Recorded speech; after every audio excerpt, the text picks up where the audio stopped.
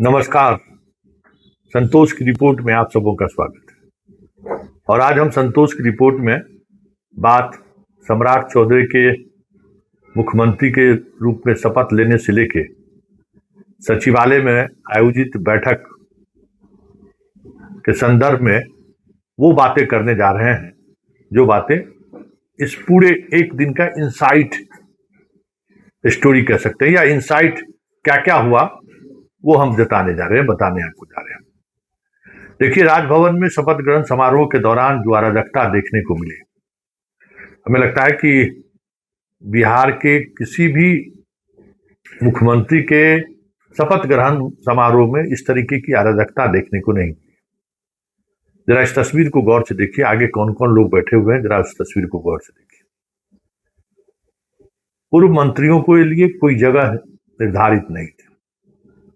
BJP और जदयू के senior नेता ललन सिंह और संजय झा को छोड़ दीजिए, तो गिरिराज भी जिस सोफा पर बैठे हुए हैं, जरा उस सोफा की स्थिति देख लीजिए। मांझी किस तरीके से बैठे हुए हैं, जरा उसकी स्थिति देख लीजिए। श्रवण कुमार हो, चाहे आपको जो किसी जमाने में यहाँ बड़ी पावरफुल माने जाते थे, संघ से जुड़े हुए हैं, जरा उनकी हैसियत देख लें। वहां बीएल संतोष कहाँ है, किस स्थिति में है, जरा उसको देख लीजिए। आज कुछ खास मेहमान को छोड़ दीजिए, तो तमाम लोगों की सिटिंग को लेकर जो अराजकता देखने को मिली है, वो अराजकता इससे पहले कभी देखने को नहीं मिला। और सबसे महत्वपूर्ण बात यह रही कि जब तक सम्राट आए नहीं, तब तक इन तमाम वीवीआईपी को, जो संघ और पार्टी के पदाधिकारी के रूप में उनकी एक अलग टक्कर रही है, उनको उस जगह तक जाने तक नहीं दिया गया। विजय सिन्हा कहाँ है, जरा देख लीजिए। संजय सिंह किस तरीके से बैठे हुए, वो भी मंत्री हैं, जरा उनकी स्थिति देख लीजिए। मतलब तमाम ऐसे लोग, और विधायकों की तो बात ही छोड़ दीजिए, विधायक कहाँ हैं, अब देख लीजिए स्थिति। 50% से ज्यादा आईएएस आईपीएस इस कार्यक्रम से अपने आप को अलग रखे।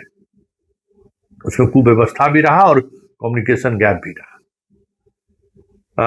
मुख्यमंत्री शपथ ग्रहण समारोह के बाद जो राजभवन में आईटी पार्टी का आयोजन होता है, उस पार्टी का भी के आयोजन में भी उस तरीके की अराजकता साफ देखने को मिली। ये नहीं है कि सम्राट चौधरी पहली बार मुख्यमंत्री बन रहे थे तो इस तरीके की अराजकता कोई नई बात नहीं है, ऐसा नहीं है।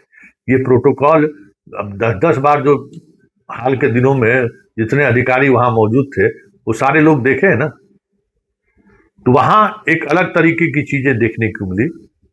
और कहीं न कहीं ये जताने की कोशिश हुई कि सम्राट सम्राट है। सम्राट का मतलब है कि आसपास फिर दूसरा कोई नहीं। फिर वहां से मंत्रिमंडल सचिवालय, या कहिए कि मंत्रिमंडल सचिवालय की तरफ से जो आयोजित बैठक थी, उस बैठक में सम्राट चौधरी पहुंचे हैं। एक तरफ दीपक कुमार बैठे हुए हैं, दूसरी तरफ प्रत्यय अमृत चीफ सेक्रेटरी, और दूसरी तरफ प्रधान सचिव मुख्यमंत्री, मतलब जो नीतीश कुमार के समय थे वो आज भी है।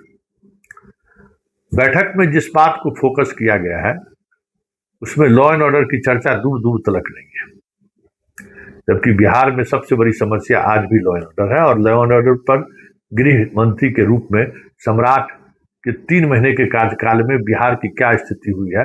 लंगड़ा इनकाउंटर की कोशिश जरूर हुई, लेकिन काउंटर अपराध भी होता रहा है। सोना लूट अभी तक नहीं रुका है। लड़कियों के साथ, महिलाओं के साथ अत्याचार का सिलसिला जारी है, मतलब अपराध जारी है। तो पूरे बैठक के दौरान अपराध पर चर्चा नहीं हुई। चर्चा किस बात को लेकर हुई? भूमि सुधार को लेकर जो विभाग कर रही है, और खास करके जमीन संबंधी विवाद को लेकर सबसे ज्यादा उस पर उन्होंने फोकस किया। 60 से 70% समस्याएं भूमि विवाद है। तो भूमि विवाद पर चर्चा करके सम्राट क्या संदेश देना चाहते हैं? 2 महीने से भूमि सुधार विभाग के तमाम सीईओ और राजस्व कर्मचारी हड़ताल पर है। हमें लगता है कि अब सीएम के हस्तक्षेप के बाद जल्द हड़ताल टूटेगा और नई चीजें सामने आएंगी। एक संकेत तो ये साफ है। दूसरा संकेत कहीं न कहीं विजय सिन्हा को हैसियत दिखाना भी है कि आपने सिर्फ जन सुनवाई की, उसका कोई इम्पैक्ट नहीं दिखा है। अभी भी भूमि समस्याएं बिहार में सबसे बड़ी समस्या है। ये खास बैठक में रहा। फिर बीजेपी के दफ्तर में भी जो चीजें देखने को मिला आप लोगों ने भी देखा होगा। लेकिन एक बात हम आपको चलते चलते दिखा रहे हैं। जरा जिस समय में शपथ ग्रहण समारोह चल रहा था, हमें लगता है कि किसी मुख्यमंत्री के शपथ ग्रहण समारोह के दौरान बामुश्किल 27,000 आदमी, बस 27,000 आदमी, जितने भी तरह के फेसबुक और यूट्यूब जहां जहां सम्राट चौधरी बीजेपी जदयू का चैनल है या मतलब सोशल पेज है, वहां पर सारे को जोड़ दीजिए तो 28,000 आदमी भी लाइव नहीं देख रहा था। ये क्या संकेत है? सम्राट के चौधराहट को लोगों ने, जनता ने पसंद नहीं किया है, या फिर जनता को चौधरी से कोई उम्मीद नहीं है? क्योंकि सोशल पेज एक इंडिकेटर तो है, और उस इंडिकेटर के सहारे लोग समझने की कोशिश तो जरूर करते हैं। वैसे ये तो तय है कि फिलहाल जो स्थिति है, जिस तरीके से सरकार का गठन हुआ है, मुख्यमंत्री के अलावे 2 और मंत्री, इन 3 मंत्रियों के साथ कितने दिनों तक सम्राट सरकार चलाते हैं आज के तारीख में कोई कुछ कहने की स्थिति में नहीं है। लेकिन सम्राट जोगी बनते हैं या फिर सम्राट चंद महीने के मेहमान बन कर रह जाते हैं, क्योंकि उनके सामने बड़ी चुनौती है। संघ से लेके पार्टी के तमाम पदाधिकारी असहज है उनके शपथ ग्रहण समारोह से लेके पार्टी दफ्तर तक आने में। तो वो असहजता को वो अपने दबंगई से नियंत्रित करते हैं या फिर चीजें उनके हाथों से निकल जाता है, ये देखना दिलचस्प होगा। चलिए, बहुत सारे लोगों की प्रतिक्रिया भी आए हैं, जरा हम भी सुन ले, आप भी सुनिए कि उन नेताओं की क्या प्रतिक्रिया रही है, क्या सम्राट के मुख्यमंत्री बनने पर क्या कह रहे हैं, जरा आप भी सुनिए। आज मुख्यमंत्री का पद ग्रहण करने गया हूँ।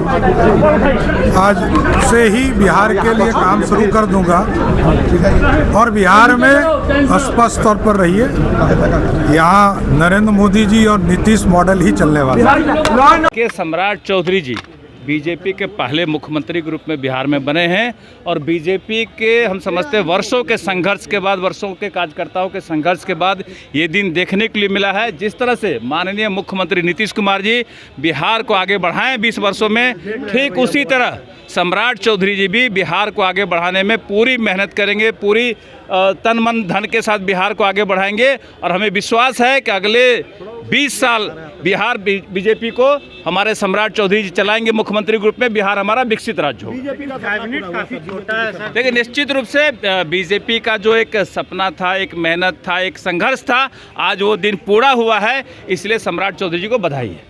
श्री सम्राट चौधरी जी ने एनडीए के मुख्यमंत्री के रूप में शपथ लिया है और एनडीए के मुख्यमंत्री के रूप में अब सम्राट चौधरी जी के नेतृत्व में बिहार आगे बढ़ेगा।